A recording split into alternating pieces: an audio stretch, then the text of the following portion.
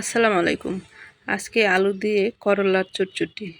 এই করলার চচ্চড়িটা কিন্তু খেতে খুবই মজা হয়েছে।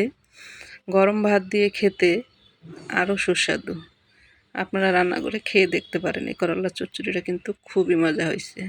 এই করলার চচ্চড়িটা কিন্তু উত্তর অঞ্চলের মানুষ খুব সুন্দর করে রান্না করতে পারে। তাই আমি আজকে করলার চচ্চড়িটা রান্না করছি। একদম সেম টু সেম হয়েছে। খুবই মজাদার হয়েছে। গরম ভাত দিয়ে খেতে কিন্তু খুবই মজাদার। তো করলা চচ্চড়ি রান্না করার জন্য আমি এখানে করলা কেটে আমি একটু লবণ দিয়ে 5 মিনিটের মতো মেখে রাখবো। 5 মিনিট পরে করলাগুলোকে আমি খুব সুন্দর করে চিপে ধুয়ে একদম পানি চিপে নিয়ে আমি একটা কড়াইয়ের মধ্যে নিয়ে নিছি।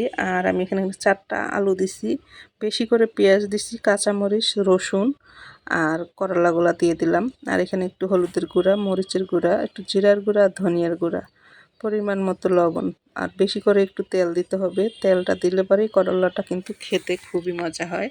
হাত দিয়ে খুব সুন্দর করে ভালো করে মেখে নিতে হবে। করলাটা খুব সুন্দর করে মেখে নিয়ে পরিমাণ মতো একটু পানি দিতে হবে, যাতে আলুটাও সিদ্ধ হয়, করলাটাও সিদ্ধ হয়ে যায়। আমি ঢাকনা দিয়ে ঢেকে দিব। একবারই ঢাকনা খুলবো, বারবারে কিন্তু আমি ঢাকনা খুলবো না। বারবারে ঢাকনা খুললে কিন্তু করলা তিতা হয়ে যায়। তো আমি ঢাকনা খুলে একবার ঢাকনা খুলছি, খুলে দেখলাম সামান্য একটু পানি আছে। সে পানিটা শুকানোর জন্য আমি একটু নেড়েচেড়ে আমি আর ঢাকনা দেইনি, জালটাকে একটু বাড়াই দিয়েছি। দিয়ে আমি পানিটাকে একদম শুকায় নিব।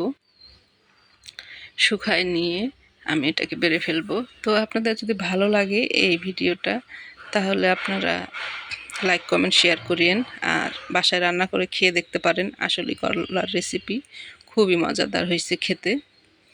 এই করলার রেসিপিটা বেশিরভাগ রান্না করে উত্তর অঞ্চলের মানুষ। ওরা খুব সুন্দর করে এই করলা ভাজিটা রান্না করতে পারে। তো আপনাদের ভালো লাগলে অবশ্যই রান্না করে খেয়ে দেখতে পারেন।